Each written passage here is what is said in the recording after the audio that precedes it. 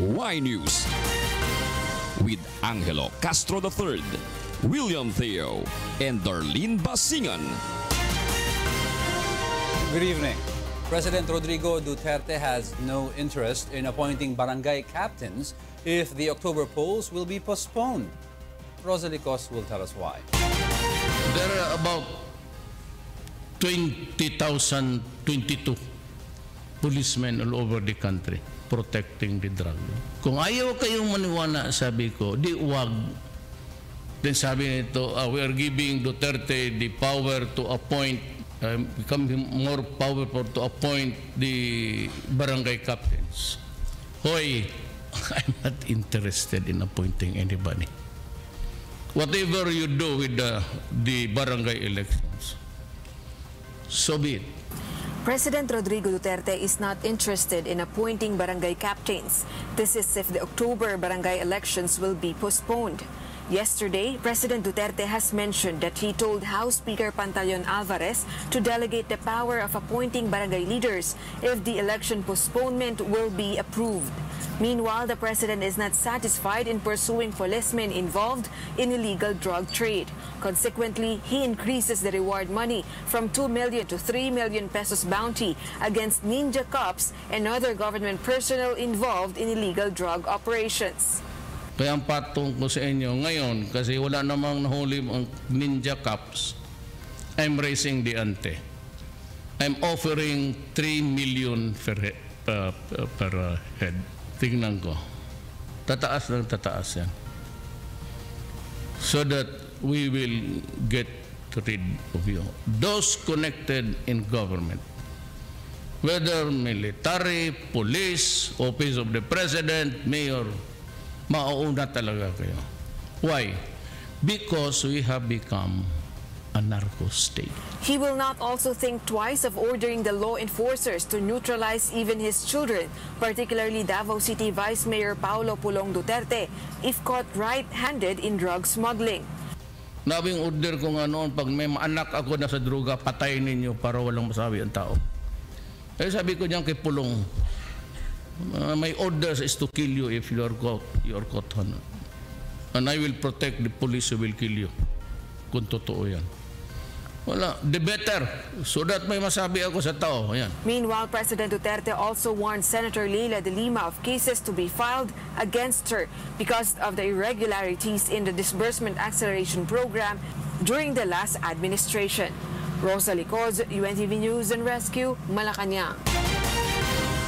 The Senate has approved today the proposed postponement of the barangay and Sangguniang Kabataan elections. Nel Maribuhok will tell us why. With a vote of 17 in favor, 1 opposition and 0 abstention, the proposed postponement of October 23 local polls was approved in the third and final reading of Senate. This after President Rodrigo Duterte certified the bill as urgent. The only oppositor to the bill was Senator Risa Ontiveros. In the Senate version, the provision of giving the President the authority to appoint officer in charge in barangays was removed. It was almost the same with the House version, which postponing the elections to May 2018. Meanwhile, senators condemned the killing of UST student Horacio Castillo III. In the privileged speech of Senator Juan Miguel Zubiri, he challenges UST Faculty of Civil Law to support the investigation. Mr. President, the action of Dean Nilo Divina of the UST Faculty of Civil Law in suspending the members of the Aegis Juris Fraternity and preventing them from attending classes or entering the school premises is highly suspicious. Other senators expressed dismay over the incident. Hindi ho talaga kinakailangan, wala pong rason, wala pong justification na pwede po mangyari ang ganyang klaseng pagpapatayan sa ating bansa. This unfortunate death has shaken me, Mr. President, to my very core, both as an alumnus of the University of Santo Tomas and as a civil servant. Kung hindi lang masama, Mr. President, pwede ko silang hamunin, Mr. President eh. Hindi, sabay-sabay sila. Relatives of Acho were at the plenary to hear the sentiments of the senators. In the statement of UST Faculty Law Dean Divina, they partially lifted the preventive suspension to involve frat members for them to be available in the probe. Nel Maribuhok, UNTV News and Rescue, Senate of the Philippines. The Manila Police District, or MPD, has begun its manhunt operations against the suspects in the killing of UST law student Horacio Castillo III. Leslie Longboen will tell us why. 3 suspects in the death of hazing victim Horacio Castillo III are now identified. The Manila Police District, or MPD, considers John Paul Solano as the primary suspect. Solano was the one who allegedly saw the dead body of Castillo and brought it to hospital. A CCTV footage showed Solano accompanying Castillo before the victim died. This is contrary to the initial statement of Solano that he does not personally know Horacio and that he just found him on a sidewalk. Kasi yung video, it is a material evidence na magpapatunay na kilala talaga ni John Paul Solano si Horacio Castillo, which in fact, initially, dininay ni Mr. John Paul Solano. Aside from Solano, the MPD also considers as suspects the father and son Antonio Tranguilla and Ralph Tranguilla. Antonio is the owner of the vehicle used by Solano to bring the body of Castillo to the Chinese General Hospital. His son Ralph, the police say, is an official of the Aegis Juris Fraternity. The MPD is now conducting a manhunt operation to capture the suspects. Meanwhile, 16 individuals are now being considered as persons of interest in connection with Castillo's death. We are very cautious sa pagpapangalan natin sa mga taong magiging involved natin dito kasi we don't want to bungle in the ongoing investigation na aming sinasagawa. Justice Secretary Vitaliano Aguirre II has placed the 16 members of the Aegis Juris Fraternity under the lookout bulletin of the Bureau of Immigration. He has also ordered the BI to coordinate with the National Bureau of Investigation in gathering further details on the 16 persons of interest. Leslie Longboen, UNTV News and Rescue, Philippines. Meanwhile, the Volunteers Against Crime and Corruption, or VACC, calls for the amendment of the country's anti-hazing law. Rajel Adora tells us why. Marvin Reglos and Mark Anthony Marcos in 2012 and Gilio Servando in 2014. They were some of the youths who died due to hazing. The latest victim was UST law student Horacio Castillo III. This prompted the Volunteers Against Crime and Corruption, or VACC, to call on lawmakers to amend the anti-hazing law of the country, which was passed in 1995, which is over 20 years ago. Establish natin yung accountability ng mga stakeholders, katulad ng mga members ng fraternities, sororities, yung administrator ng universities, colleges alike. Kasi sila yung responsible dito held them responsible for the activities ng mga fraternities under their wings. However, the VACC says it has no plan to push for a total ban on fraternities and sororities, noting that doing so may just turn such groups into underground organizations. The House of Representatives is open to amending the anti-hazing law of 1995. House Speaker Pantaleon Alvarez believes those involved in hazing should be punished with death. Inosente yung bata. Sumali lang sa fraternity, inaakala niya na makakatulong sa kanya. Tapos, pinatay. In the Senate, Senator Mig Zubiri has filed a resolution seeking to investigate the death of Castillo. Zubiri says his colleague have already expressed willingness to amend the anti-hazing law. One of the amendments Zubiri seeks is the total prohibition of hazing and a heavier penalty to those who would violate it. We want to put an end to this and we want to amend the law to make the law more relevant. Kasi yung batas na ipinasa ng 20 years ago, it regulates hazing. It's an act regulating hazing. It's not prohibiting. Kaya napaka-lenient na mga parusa. May mga levels pa ng parusa. However, for Senate President Coco Pimentel, there is no need to amend the existing laws on hazing. In my opinion, plastado na yung batas Why is it still happening? Yun na lang yung tanong. Rajel Adora, UNTV News and Rescue, Philippines. In other news, Davao City Mayor Sara Duterte Carpio is against the plan of the Philippine National Police to reassign Davao policemen to Caloocan City. Victor Cosare tells us why. siguro equally qualified and competent dito sa Luzon. Di na lang siguro nato tanlogo ni Davao City because very sensitive ang city. This has been the message of Davao City Mayor Sara Duterte Carpio following the Philippine National Police or PNP's announcement of its plan to transfer several Davao cops to Caloocan City due to the series of allegedly anomalous operations several Caloocan policemen got themselves into. The mayor notes it's better to have many policemen in Davao City as the president frequently visits the area. The city is in a very sensitive position because the president lives here. So lisod kaayo to maintain the security and kanang to hold it together kung magsigita o kambyo-kambyo og mga tao na wala sa oras. Mayor Sara also called on PNP Chief Ronald Bato de la Rosa to release their data on the number of deaths in the government's anti-illegal drugs operations. She says this would help belie fake news that the deaths in the administration's war on drugs has already reached 13,000. More than 100 deaths every day. So klaro na kaayo na that is not true. So ikaw as police, 'di ba? Kung ako policeman, ingnan ko nimo nga na ako'y 100 plus deaths in a day. Moingon yung ko dapat, that is not true. Sila as policemen, ipagawas nila ang ilahang data, number of operations, number of people neutralized in operations, the way that we do.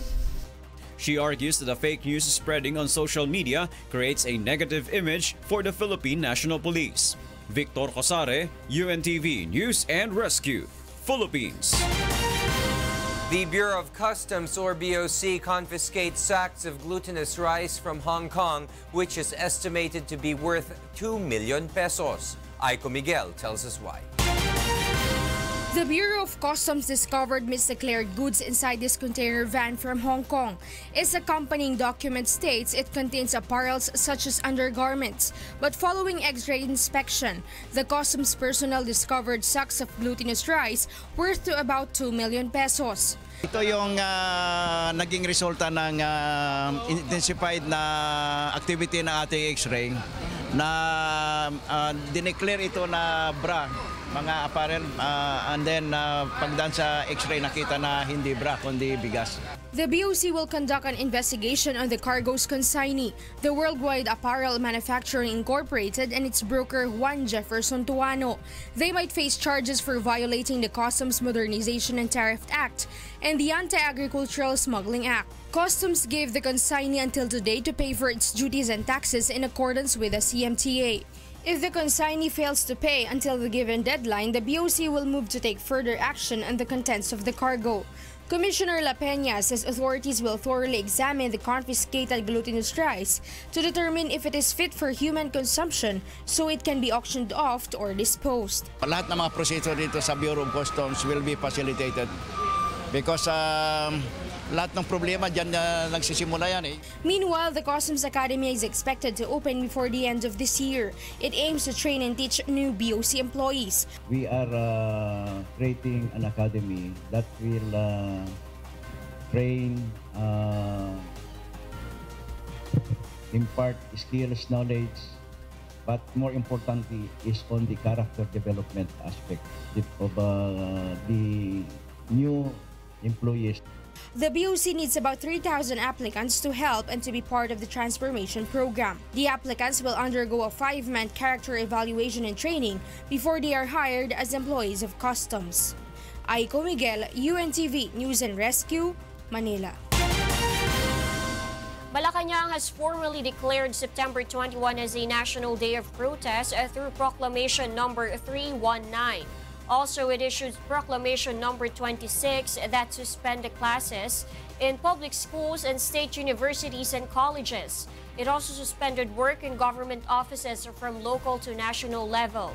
But the palace clarifies that the work suspension for government offices is only for employees under the executive branch.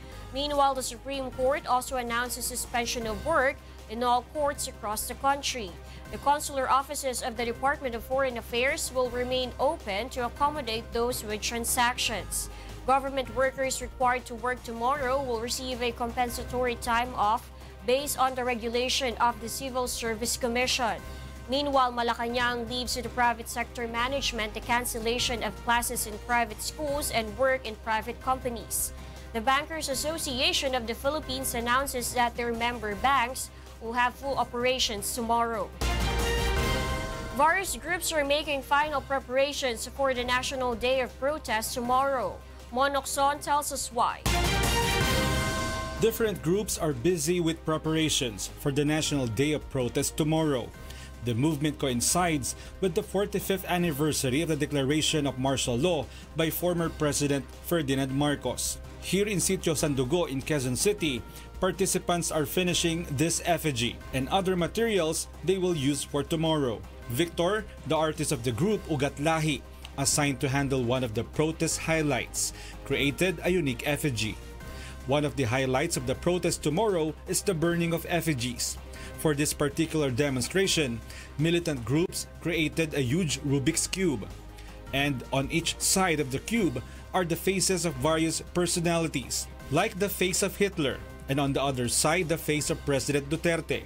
Militant groups say all the faces represent the characteristics of a dictator. Basically, ano siya, parang ang concept niya is Rubik's Cube, pero pinangalan namin siyang Rudy's Cube kasi nga dahil kay Rodrigo Duterte, ganyan.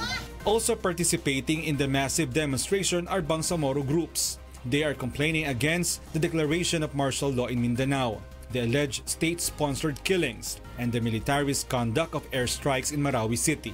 Pagbayarin si Presidente Duterte sa kanyang mga paglabag sa karapatang pangtao at pandarambong niya sa aming lupang ninuno at teritoryo. A number of students will also join in tomorrow's protests. They want to express their opposition over the spread of fake news and what they claim as improper treatment of the government to the rights of the youth. The militant group Bayan, meanwhile, is strictly monitoring reports that someone will cause turmoil in the National Day of Protest, so the president can use it as a basis for declaring martial law in the entire country. Huwag naman kayong marumi na makipaglaro, no, at sirain yung lehitimo at peaceful protest ng mamamayan.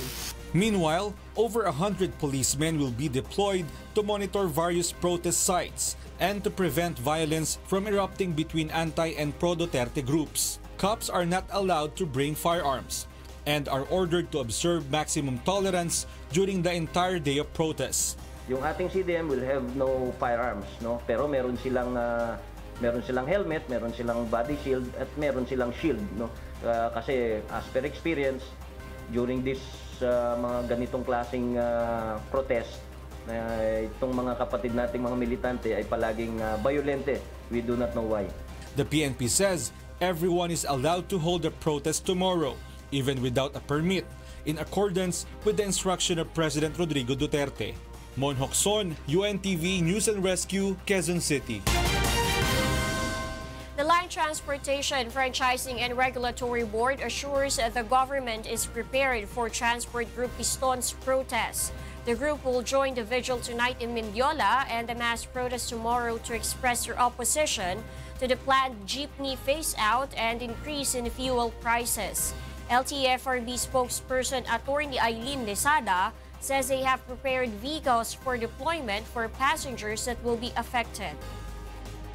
On standby po ay 50 buses and 24 government vehicles. Yun ho yung libreng sakay, and the 50 buses yung may mga very minimal rate. So that part, we need to also observe and prepare kasi may mga papasok sa work, sa trabaho tomorrow.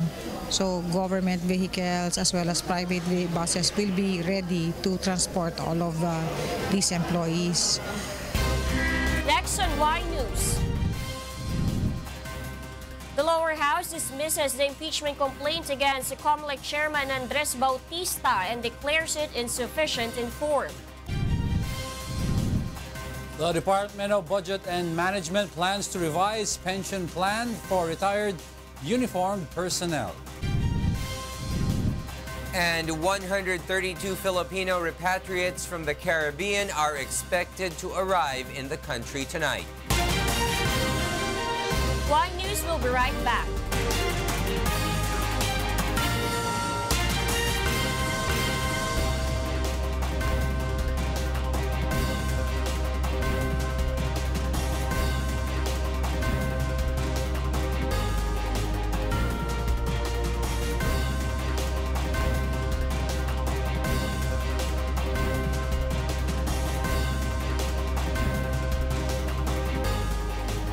The lower house rejects the impeachment complaint against COMELEC Chairman Andres Bautista. Here's why from Grace Cassie. The House Committee on Justice junks the impeachment complaint filed against COMELEC Chairman Andres Bautista, voting 26-2. The result of voting on the insufficiency in form of this complaint renders this complaint dismissed. The committee declared the complaint insufficient in form because of the defects lawmaker found in the documents. The complainant and endorsers of the complaint attempted to submit a new set of substitute verification to correct the defective entry, but the committee refused to accept it. The substitution is not prohibited. There is nothing explicitly provided in the rules which provides that any matter of form cannot be corrected. The substitute verification has no legal basis in the rules of procedure for impeachment cases of the House. There is no specific rule granting any party the right to amend the verification or the complaint for that matter. If you look at this motion to admit, pati doon sa certification niya, medyo mali-mali naman po. Sabi dito, I certify that I've examined the affiants and I am satisfied that they understood the contents of their complaint. Wala naman pong complaint dito eh. The poll chief's estranged wife, Tish Bautista, who also attended the hearing, is disappointed on the outcome of the hearing. From my experience, as Andy said, he knows very many people in very high places, and this is proof of that. COMELEC Chairman Andres Bautista thanked the committee for upholding the rule of law and for their objectivity and fairness. Well, ako'y nagpapasalamat sa Committee of Justice ng ating Kamara dahil sa aking palagay, yung kanilang naging pasya ngayong umaga ay sang-ayon sa ating batas at sang-ayon sa kanilang alituntunin at mga reglamento. Pero sabi mo nga, tapos na yan. So move on tayo, patuloy tayo sa trabaho. Bautista added that with the dismissal of the complaint, it will be business as usual at the Commission on Elections and vowed to carry on with the agency's mandate in respect of credible conduct of Philippine elections. Grace Casin, UNTV News and Rescue, House of Representatives. Chief Justice Maria Lourdes Serrano will not resign amid the impeachment complaint she is facing. Victor Cosare will tell us why. Attorney Carlo Cruz, the spokesman of Chief Justice Maria Lourdes Serrano, believes that the Chief Magistrate can surpass the impeachment filed against her. In an interview on the program Get It Straight with Daniel Razon, Attorney Cruz says Serrano is ready to face all the accusations and to finish the impeachment process. He also notes the Chief Justice will not resign from her post. It is not even an option.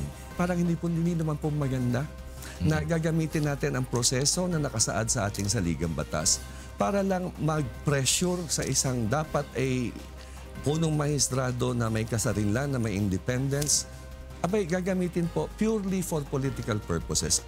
Attorney Larry Gadon, on the other hand, says his filing of the complaint against the Chief Magistrate is not an act of political pressure against Serrano. Yung tanong mo na kung if this is designed for her to resign, hindi naman. Kasi we intend to conduct a full-blown investigation in the House. Cruz notes the Chief Justice is innocent of the accusations against her. Cruz explains that the complainants must prove that her earnings during the 4 to 6 years when she was not still in public service was still part of her assets when she entered public service. Hindi po naman nire-require doon statement of earnings. Alam niyo po, lahat tayo, may kinikita tayo, abay may ginagastos din po tayo. Kaya po, pagdating po ng panahon na kailangan na tayo mag-submit ng statement of assets, malamang po nagastos na natin yung ating kinita 5-6 years earlier. Cruz also denies that the Chief Justice is manipulating the Judicial and Bar Council or JBC in order to prevent the people she dislikes from getting a position. The country's top magistrate is the ex-officio chairman of the JBC. Totoo po, syempre merong impluensya. But up to what extent? Ganito po ang proseso sa JBC. Pag meron pong objection, anyone can object. Pag nag-object ka po, ay hindi naman siguro ibig sabihin kagad na hinaharang. Kasi yan po ang kanilang duty. Cruz also says the Chief Justice is not living a luxurious lifestyle. The camp of Serrano, he adds, is ready to answer the accusations and to face the result of the impeachment process. Yung sinasabi nilang numbers game, baka walang katuturan ang ginawa namin. Hindi po, Mr. Razon, no? At least, kung hindi man kami manalo dito, ay naipakita namin sa sambayan ng Pilipino na kami humarap sa usaping ito na may dignidad. Kami ay haharap sa usapin ito na tamang proseso ang susundin. Kami ay haharap sa usaping ito na buong katotohanan ng aming isisiwalat. Victor Cosare, UNTV News and Rescue, Quezon City. Several groups have expressed opposition to DENR Secretary Roy Cimatu's appointment during the CA hearing today. Nel Maribohok will tell us why. A clear air quality advocate has expressed opposition to the appointment of Roy Cimatu as the Secretary of the Department of Environment and Natural Resources or DENR during today's confirmation hearing of the Commission on Appointments or CA. Manny Galvez questioned the DENR's procurement of the Quality Monitoring Equipment Differential Optical Absorption Spectroscopy or ARDOAS. These DOAS equipment are without any market study up to now at the time of the procurement. They run, but they do not truly function or underperform as per its claimed specifications. Galvez previously raised the same issue during the appointment hearing of former Environment Secretary Gina Lopez. However, Senator Gringo Nasan notes Cimatu has been on the position for only several months, adding that he sees nothing wrong with the new DENR chief. The problem, Mr. Galvez, to my mind, is systemic. It's the system. In terms of the programs of the department, Cimatu says he wants to increase the number of DENR personnel in the provinces. In fact, I am even proposing for the increase in number of people to be assigned in the provinces. Kulang ho kasi yun. Yung pag-enforce ng mga environmental laws, like for example, yung clean water or yung tinatawag natin solid waste management. The Environment Secretary also assures the powerful bicameral body that he will not tolerate anyone who would collude in conducting illegal activities like cutting of trees. Kung yung taga-DENR pa ang mga nanggagawa ng mga nag-violate the Serbian, I annoy your honor that I will not tolerate these things. I have already warned my people down there na ibahin niyo ako. The CA will resume its hearing on the appointment of Secretary Cimatu. During the next hearing, the bicameral body will hear several oppositors to Cimatu's appointment. Cimatu is the second retired general that served in the DENR. The first was former Armed Forces and Defense Chief Angelo Reyes. Nel Maribohok, UNTV News and Rescue, Senate of the Philippines. Meanwhile, the lower house restores the budget of the Commission on Human Rights, the Energy Regulatory Commission, and the National Commission on Indigenous People after the heads of the three offices appealed to Speaker Pantaleon Alvarez. House Appropriations Committee Chair and Davao City Congressman Carlo Nograles said CHR Chair Jose Luis Chito Gascon agreed that the CHR should extend its investigations beyond human rights violations allegedly perpetrated by state agents that also include other groups who victimize members of the police, the military, and even civilians. As for the ERC and the NCIP, Nograles said that Speaker Alvarez and Majority Leader Fariña secured their assurance that they will start taking all the necessary steps to fight graft and corruption and to carry out the full mandate of their respective offices. With this development, Nograles said the restoration of the budget for the CHR, the ERC, and the NCIP will already be incorporated in the final version of the General Appropriations Bill for the third reading approval by the House of Representatives in plenary. During the Senate hearing today, the Presidential Communications Group gave justifications for the agency's proposed budget for next year. Nel Maribuhok explains why. The Presidential Communications Group stood in defense of the state news agency over issues of blunders and fake news. In the Senate hearing today, Presidential Communications Operations Office Secretary Martin Andanar detailed justification for their budget request of 1.35 billion pesos.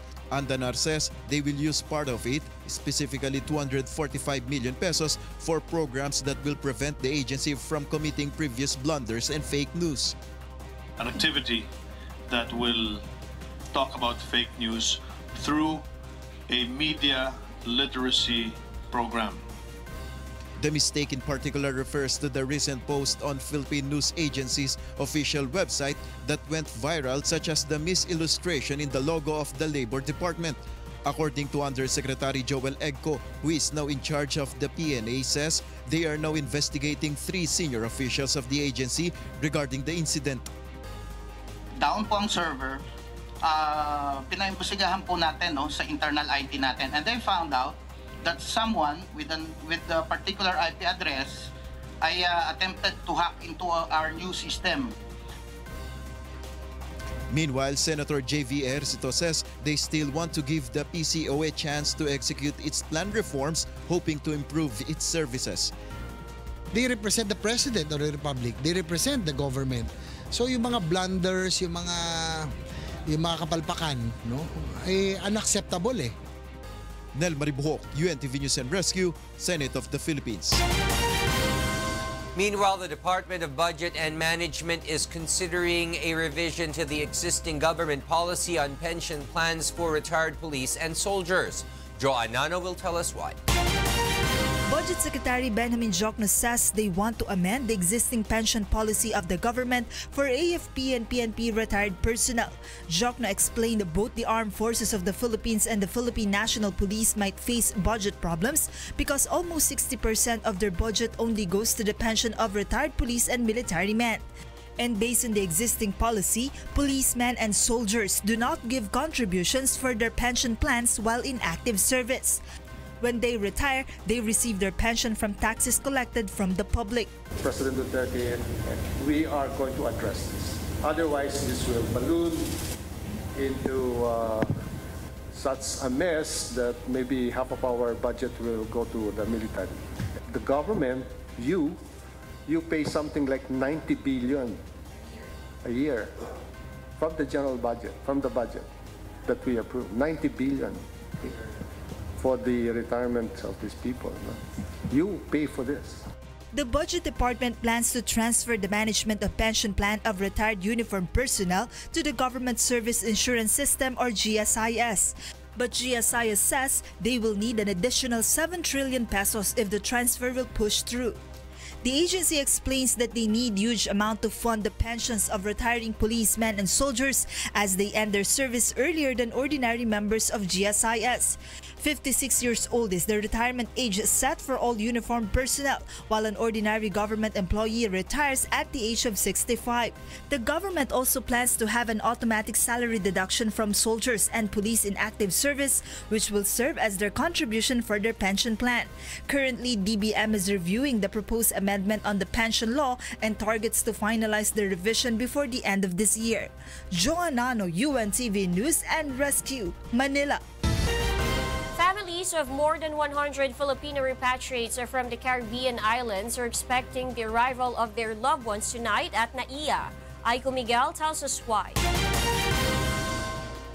132 Filipinos affected by Hurricane Irma in the British Virgin Islands, St. Martin and Anguilla are on their way to the Philippines.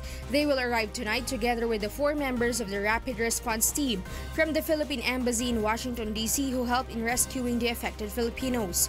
The Filipino repatriates voluntarily enlisted themselves to temporarily return to the country.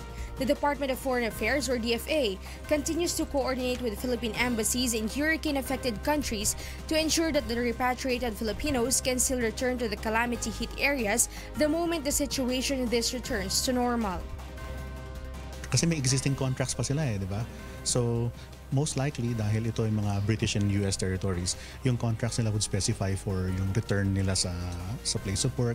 So, we will assist them in making sure that despite the circumstances, the terms of their contract will be honored by the employers when the reconstruction is finished. None was killed due to Hurricane Irma. However, Philippine embassies continue to monitor the possible effects of Hurricane Maria that is currently wreaking havoc in areas hit by Irma. The Office of Migrant Workers Affairs vows to immediately coordinate with embassy officials if other Filipinos in the affected areas need to return home. Education is for them to contact the embassy by whatever means. If they're Filipinos, they are repatriated, even if their documents are not exactly complete. We give them travel documents and other documentation to make sure that they have safe passages through the countries. Affected Filipinos seeking repatriation may call the Philippine Embassy Emergency Hotline or email them at consular@phembassy-us.org or send message to their social media accounts. Aiko Miguel, UNTV News and Rescue, Pasay City. Wish FM 107.5 receives Best Social Media Usage Award in the first Gawad La Sallaneta yesterday. Leslie Longbowen tells us why.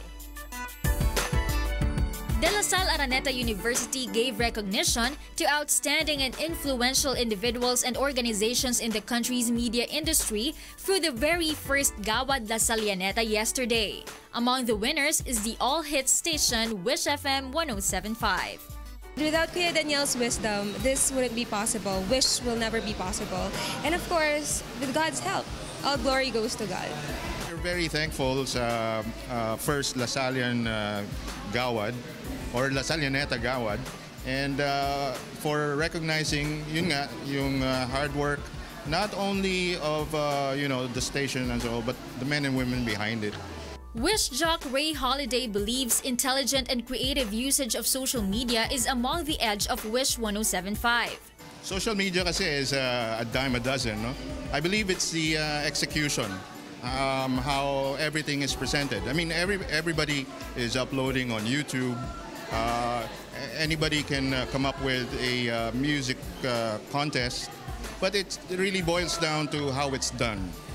Okay, yung execution lang. And it's very unique in a way. Miss Sheila Cabidog, the event's head organizer, attests that Wish FM is a favorite in their campus. Actually, every time they would hear Wish FM, just the term, talagang they are really very happy. Maganda rin na gumagamit ng social media kahit na dapat radio yung platform. So ngayon, parang nag-develop na, nag-evolve. So maganda yung paggamit ng social media ng Wish FM. Wish is the #1 FM YouTube channel in the country with more than 540 million views and 1.5 million subscribers worldwide. Uploaded in the channel are the Wish-exclusive videos of local and international artists who sang on the first and only FM booth on wheels, the Wish Bus.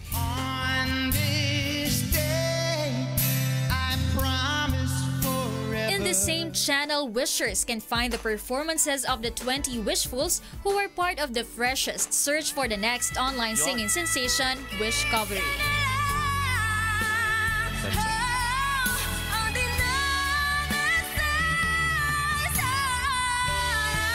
Leslie Longbowen, UNTV News and Rescue, Malabon City. Coming up on Y News. Death toll mounts after a powerful magnitude 7.1 earthquake rattles Mexico City. North Korea ambassador to the United Nations boycotts speech of U.S. President Donald Trump at the UN Assembly. Trump, in his speech, threatened to totally destroy North Korea. And the rookie team DOH Health Achievers set to clash with defending champ PNP responders in Sunday's game of UNTV Cup Season 6. More from Y News after this break.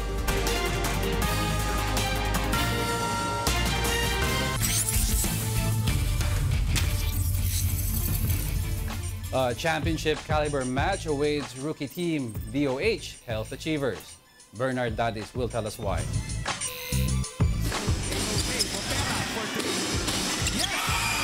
Rookie team DOH Health Achievers gears up ahead of hardcore battle against defending champion PNP responders on September 27. Health Achievers head coach Joshua Villapando says his side must toughen up in all aspects as they face the cops. Iba't iba yung klase kasi ng kalaban eh. Iba't ibang klase ng team kung saan nanggagaling yung lakas ng team. Sa point guard ba, sa forward o sa center. Last Sunday, the DOH team beat the co-enablers 122-95.